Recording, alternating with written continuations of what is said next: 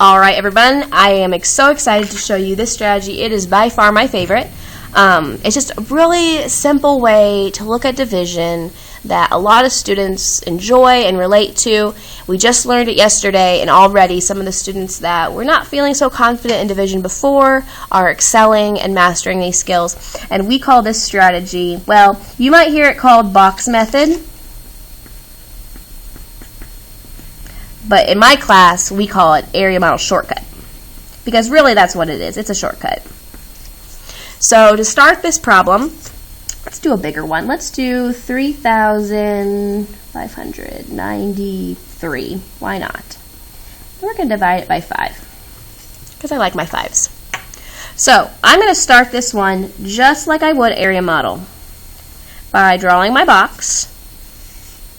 I need 4 boxes because I have 4 digits. And I'm placing my divisor on the outside. Now, I am going to put my dividend in the boxes, but I'm not going to include my zeros. I'm going to put a 3, I'm going to put a 5, a 9, and a 3. So I still have the same number, but we're not worrying about place value. We're just going to acknowledge that this is our thousands column, this is our hundreds column, this is our tens, and this is our ones.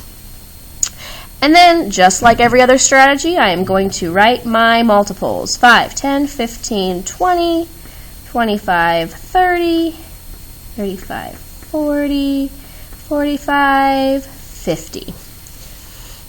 And then I start it with the same steps as area model, really. I look at my first box. Can I make a group of 5 with only 3 things?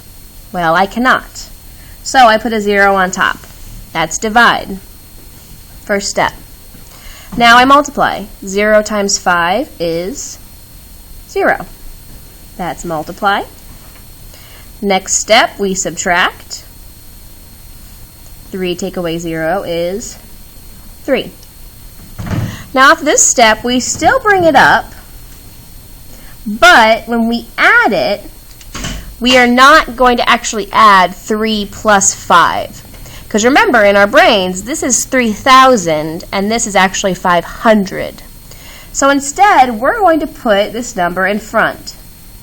Every time while using the shortcut, you are just going to place your number in front of the one that's already there.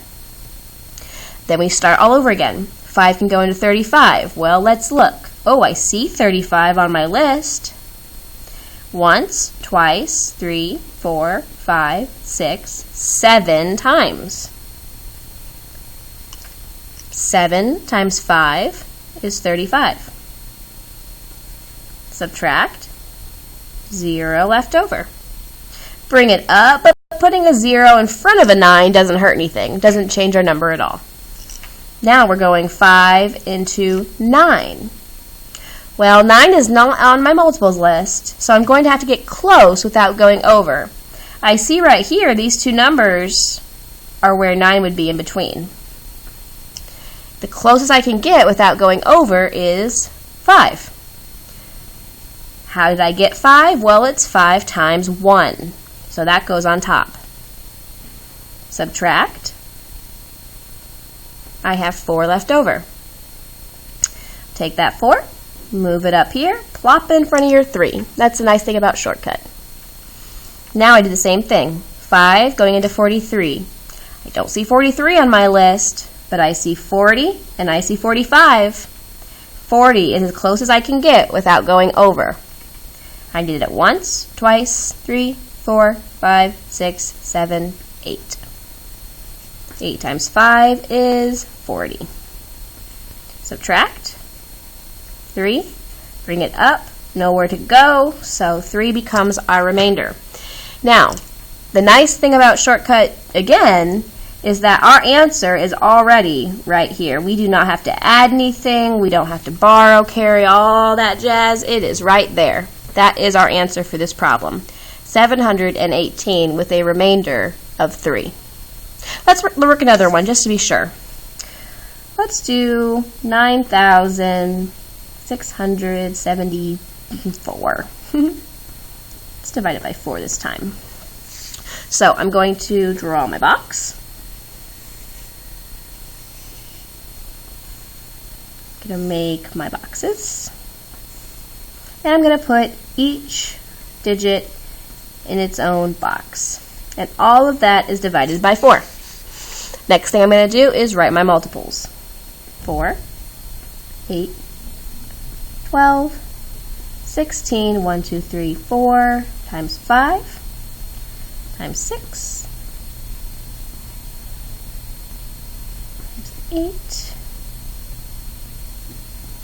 times 9, times 10. Even teachers have to think about our multiples sometimes. And then we start the process. Can 4 go into 9? Well, it can, but not equally. So we see how close we can get. I see 4, I see 8, I see 12. 9 would sit right there. 8 is as close as I can get without going over.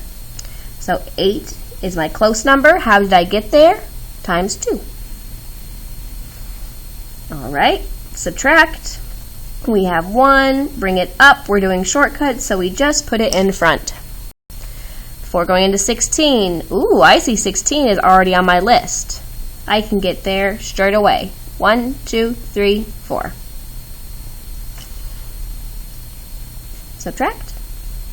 Bring it up. Put it in front. 0 in front of a number doesn't change the value, so we just keep going. 4 going into 7. Well, I know I can make at least one group because 7 is bigger than 4. Can I make more? Nope. It goes past it. So I have to stick with one group of 4. Bring it up. Put it in front. Now I'm looking at 34. Looking on my list, I don't see 34, but I notice these two numbers. 34 would be between them, so 32 is as big as I can go without going over. How did I get there? 1, 2, 3, 4, 5, 6, 7, 8. That got me there. Now I have a remainder of 2. And our number sits on top of our boxes. So our number for that one would be 2,418 with a remainder of 2. I hope that helped. If you have any more questions on box method or on area model or even on partial quotient that I just posted too, send me messages right away. Comment down below if you have any other strategies that you'd like to see. We do not learn traditional in 4th grade. They will learn that in 5th grade in Mississippi. But these are the 3 strategies that we have taught them in class.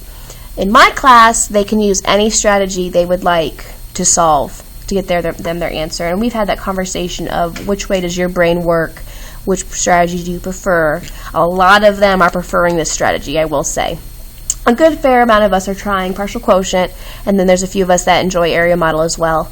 But this strategy by far probably wins just because it makes it pretty basic, and we don't have to worry about the zeros, which get confusing after a while. So I really hope it helped. Like I said, send any comments my way. Have a good afternoon.